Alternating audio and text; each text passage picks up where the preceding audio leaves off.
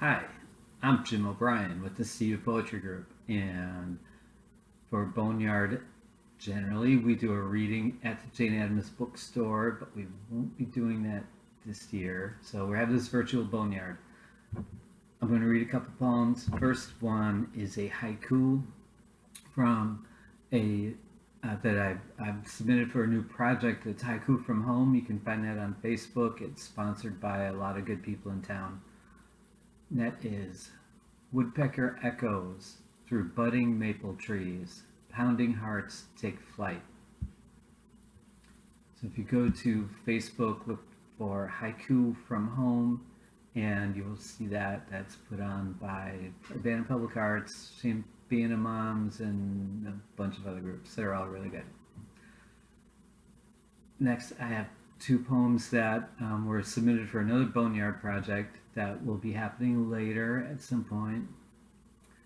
The first is called Locomotive, and it goes like this. Locomotive. A steam engine shines its unwavering headlamp toward the horizon, pressing on over a bridge, a green valley opening below. The silent engineer knows her train's history, marked by a million turns of these wheels, wheels that are mostly air separated by spokes, revealing no secrets to the curious, the passengers in the luxurious Pullman car. The vanishing point is unreachable. Her strength is internal. In times like these, with so many forests, so many trees, she keeps shoveling the coal. Combustible power builds, turning the wheels through turbulent spaces before rolling into peaceful stations. Peaceful stations. Peaceful stations where she is the first morning's light. The mountains are her mirrors. She knows these rails, made from steel and steam.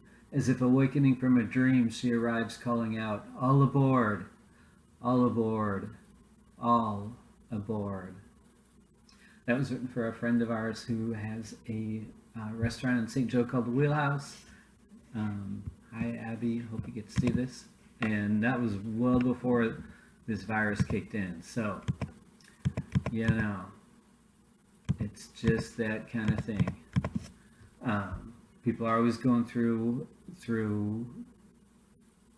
times, and you never know whether tomorrow's going to bring you easier times or better times. This last poem is one that is written on an experience my wife and I had in Florida many years ago, and it is called Birth of a Muse.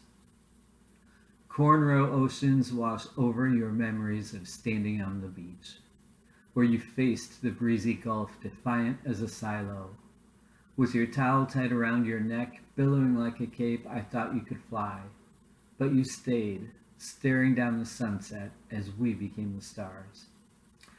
So those are what I would have read at Boneyard 2020 had we had a live experience this week, this month. April is National Poetry Month, so it's always been a good time for us at CU Poetry to give a reading, and so I'm giving this virtual reading. Big thanks to Kelly White of 40 North for putting this together, and thanks to all of you who have supported CU Poetry over the years.